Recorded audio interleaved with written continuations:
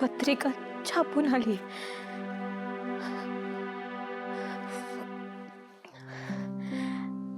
आनंदाची गोष्ट आहे. पत्रिका छापून आली. आनंदाचा दिवस आहे, असं थांबून नाही चालणार. तयारीला लागायला पाहिजे. अरे बाळा, काय चाललंय तुझं? काय होतंय तुला? कुठं काय हत्या? काय बी नाही. हे बघा, लई कामं पडली आहेत ना.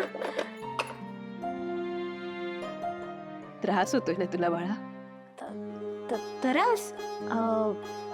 कसला त्रास आत्या? हे बघा, मी एकदम खुश आहे. एकदम खुश आहे मी. बघा, अनुष्का मॅडम आदित्य सरांची बायको म्हणून येणार आहेत या घरात. चांगली बातमी आहे. पत्रिका छापून आली ना. आत्या, मग कुठं आहात तुम्ही? हा, कामाला लागायला पाहिजे ना. तयारी करूया आपण. तयारीला लाग बाळा. नाही, हे बघा, मी इथंच आहे.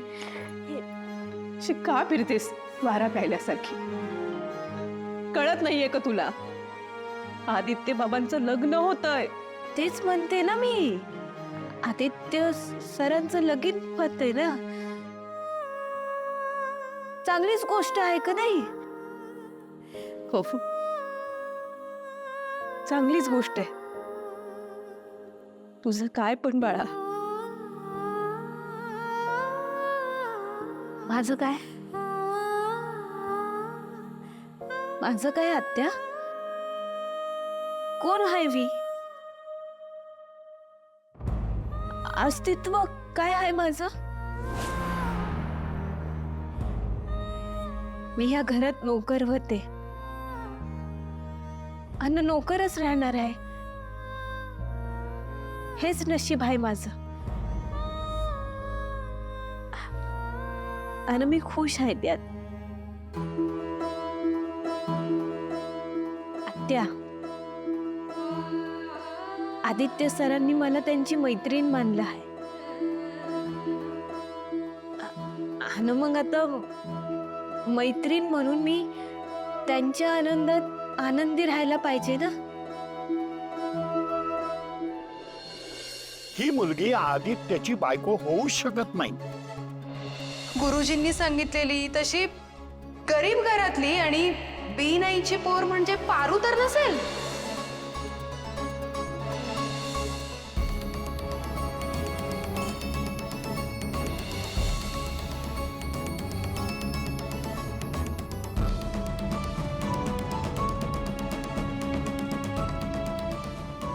पहिल्या हे बघ, आपण जसे नाही होत तसे वागायला लागलो ना की खूप त्रास होतो आपल्याला. माहितीये मला.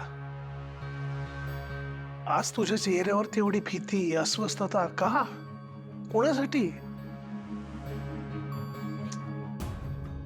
आईने इतकी अस्वस्थ आज पहिल्यांदा बघतोय मी तुला. अगं, एवढी कणखर आहेस तू. एवढं मोठं साम्राज्य उभं केलंय आपण. आपल्यावर कुठलंही संकट आलं तरी चुटकीसरशी त्याच्यातून मार्ग काढतेस तू. मग आज काय झालंय? आज वेगळा चेहरा दिसतोय तुझा. हे बघ, तू आज पारू सोबत जे वागलीस तर त्याला खरं तर मी सुद्धा आतून गोंधळून गेलोय. म्हणजे कोणासोबत आहे, विशेष करून पारू सोबत तू असं वागशील याच्यावर विश्वासच बसत नाहीये ग. आईला काय झाले? हे बघ, मला माहितीये तुझं आदित्यावर प्रेम आहे, पण तरी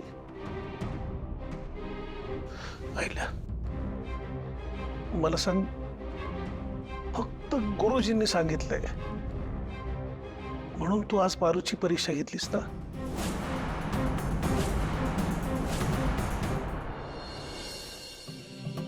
फक्त मैत्रिणी आहेस तू त्यांची?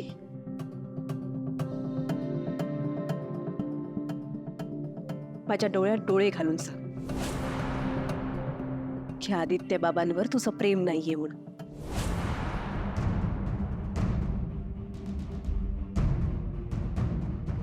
त्यानं काय फरक पडतोय आत्या? फरक पडतोय बाळा. माझी शपथ आहे तुला. सांग, आदित्य बाबांवर तुझं प्रेम आहे की नाही?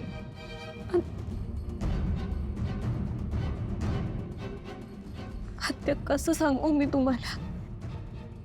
ज्या दिवशी आदित्य सरांनी माझ्या गळ्यात मंगळसूत्र बांधलं, त्या दिवसापासून मी त्यांची झाले. मी माझी राहिलेच नाही. आत्या, माझा न आदित्य सरांचं जे नातं आहे ना, म्हणजे भलेही ते फक्त माझ्या बाजूने असू दे, पण ते लई महत्वाचं आहे माझ्यासाठी. हो ना बाळा. मग असं असताना व आदित्य बाबांना अनुष्का मॅडमच्या हाती का बरं सोपवतेस?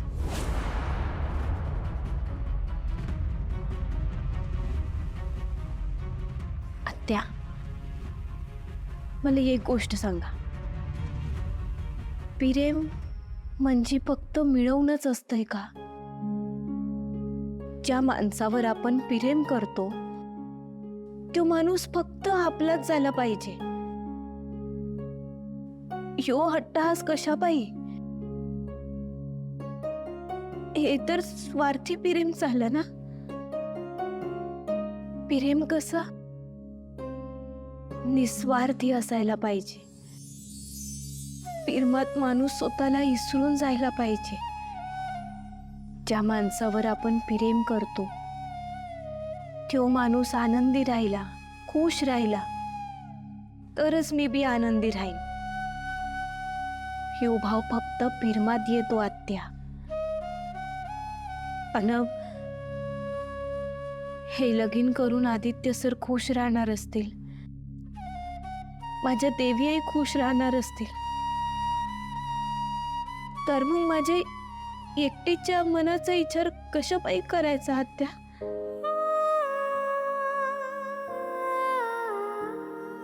आत्या, आदित्य सर खुश तर मी खुश. हेच माझं प्रेम आहे आत्या.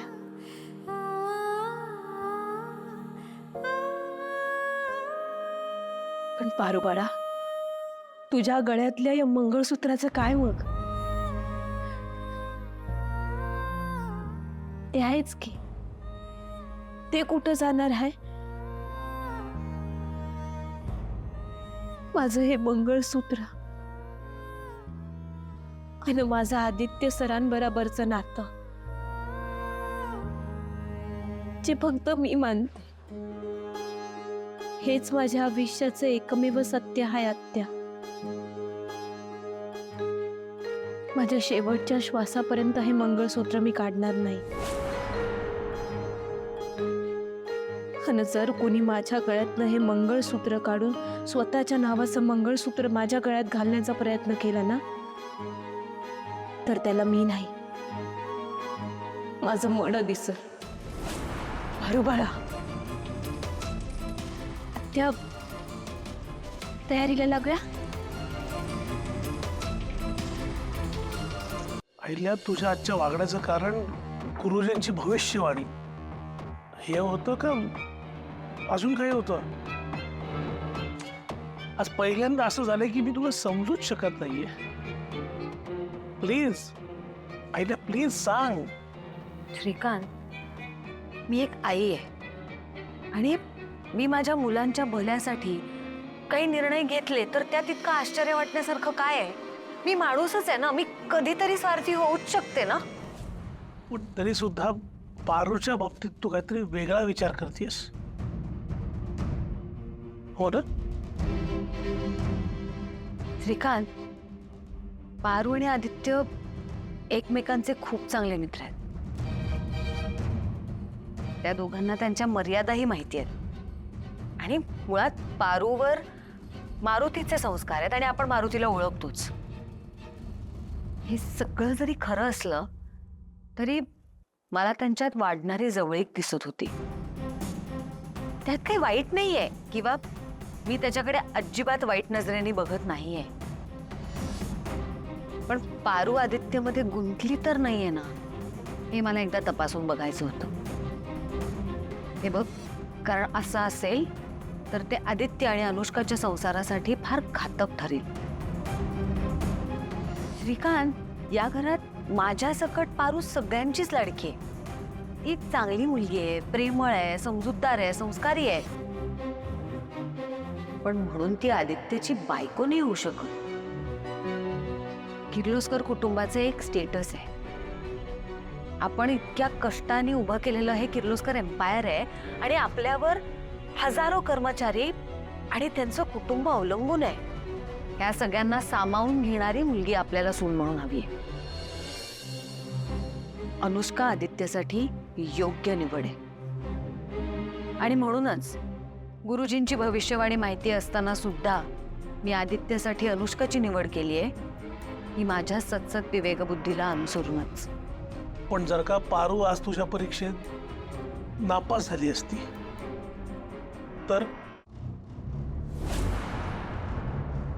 तर पारूचा हा या घरातला शेवटचा दिवस असला असता. देवी आई,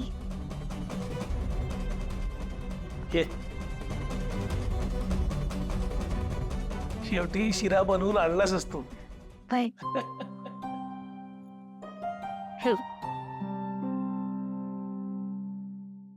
येते. पारू थांब.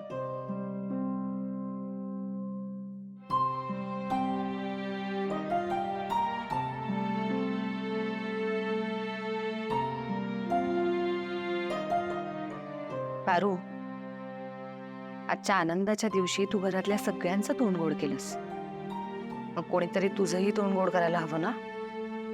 देवी आई,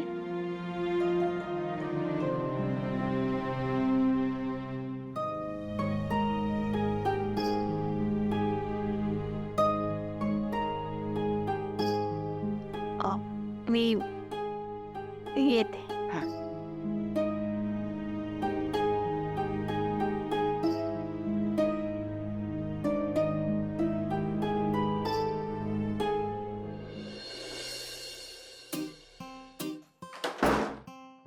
काय सुरू आहे ना या घरात मला काही कळत नाहीये. त्या मोलकरणीचा आगाऊपणा कोणाला दिसत नाही.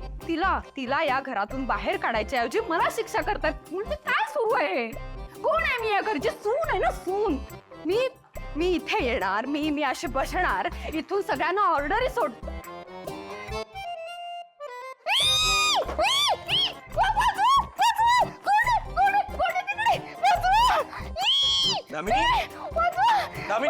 काय झालं? दामिनी का आपल्या घरात अग्नी कुठेतरी शिरलाय, कुठेतरी असं काय हरकत दिसते, कुठेतरी मला भीती वाटते. एक मिनिट, शांत हो, शांत हो. खाली बस, खाली बस, खाली बस, खाली बस. खरंच तू पाहिलंस का कोणाला? अहो मोहन काका, काय बोलताय? खोटं कशाला बोलतील? त्या किती घाम आलाय बघा त्यांना, किती घाबरल्यात त्या. अहो मी का खोटं बोलू? पण सांगतो, मी खरं माझ्या डोळ्यांनी बघितलं. दामिनी काकू, हो तुम्ही शांत व्हा, आम्ही सगळे आलोयत ना. तुम्ही आम्हाला सांगा काय झालं, कोणाला पाहिलंय तुम्ही? आपल्या घरात ना कोणीतरी शिरलंय, हाडळ आहे कोणीतरी. ती हॉरर फिल्म मध्ये एखादी चटकी नसते ना, तशी दिसते. असं का चेहरा आहे. मला भीती वाटते. बघा ना प्लीज. दामिनी काकू, नेमकं कुठे पाहिलंस ते सांग मला. हे बघ, मी इथे आले. मी इथे असे फिरत होते, इथं बोलत होते म्हणून इथे गेले आणि इथे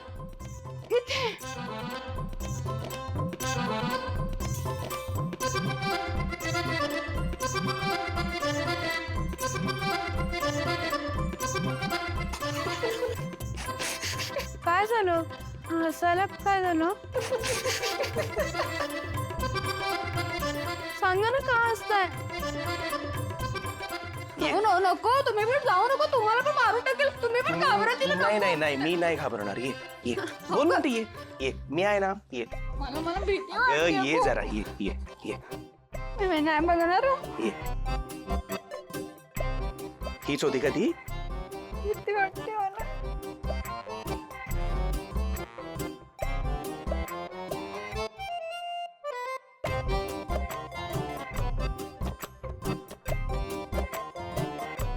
ती मी होते.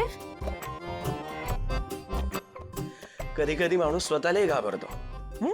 काळजी करू नको, सवय होईल तुला. दामिनी काकू, आम्ही सगळे आहोत हो बाहेर. काही लागलं तर सांगा आम्हाला. आणि काकू काळजी घ्या. आहो तर ऐक ना, तोंडाला काळं लागलंच आहे. अजून काही लागलं तर कळव मला.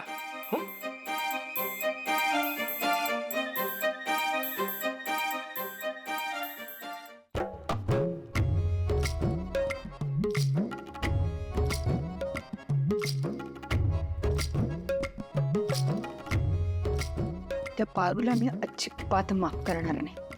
तिच्यामुळे आज माझं तोंड काळं झालंय. तिला शिक्षा होणार, पण आधी या शिक्षेतून वाचायसाठी मी काय केलं पाहिजे याचा विचार करते. अगं तुला प्रिया काय सांगू, अभिषेक करण्यासाठी पाणी लागणार होतं. आदित्य हँडपंप ट्राय करतोय पण पाणी काही येईच ना. बिचारा थकला. आणि हे सगळं आदित्य दादांनी केलं ते फक्त तुझ्यासाठी. हो ना, गेस्ट हाऊस मध्ये पण सतत माझ्या अवतीभोवती फिरत होता. हो, मी म्हटलं ना आपण शॉपिंगला जाऊयात आदित्य, तर म्हणायचं नाही नको आपण इथेच थांबूयात. आणि गाडी चालवताना मला म्हणे आपण लॉंग ड्राईव्हला जाऊयात, तेही दोघेच. वाव, किती रोमॅन्टिक आहे हे सगळं.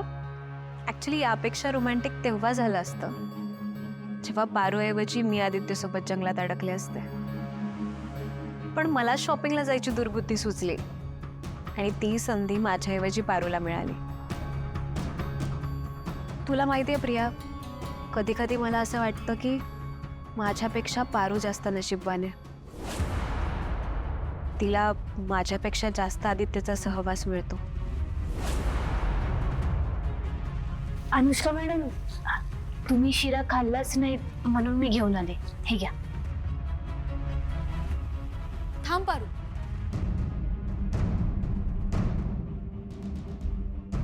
अनुष्का, मी पारूला माझ्या लग्न आधीपासून ओळखते. पारूनेच माझ्या आबांना माझ्या लग्नाकरता कन्व्हिन्स केलं होतं. आज मी प्रीतमची बायको आहे ते फक्त पारूमुळे. पारू नसती तर कदाचित माझं आणि प्रीतमचं लग्न होणं शक्यच नव्हतं. पारू फक्त आदित्य दादांची आणि प्रीतमची मैत्रीण नाहीये, ती माझी सुद्धा खूप जवळची मैत्रीण आहे. आणि तुझी पण होऊ शकते, ट्रस्ट मी. पारू खरंच खूप छान मुलगी. आय कॅन अंडरस्टँड की तुला आणि आदित्य दादांना सोबत वेळ नाही घालवता आला याची तुला खंत वाटते ना. पण don't worry, I am sure Paru तुला आणि आदित्य दादांना जवळ आणण्याचा नक्कीच काहीतरी मार्ग काढेल. हो ना पारू, तू समजावशील ना आदित्य दादांना.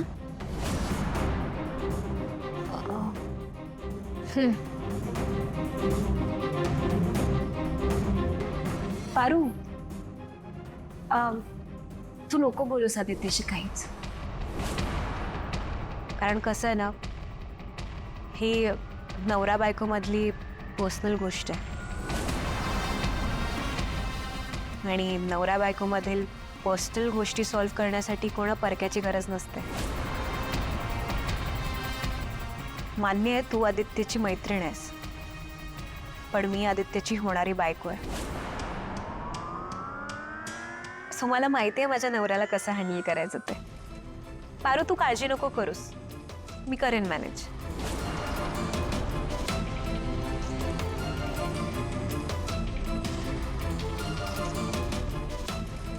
पारू, अगं, तुझ्या मित्राच्या लग्नाची पत्रिका छापून आली आहे. तोंड तर तुझं पण गोड व्हायला हवं ना.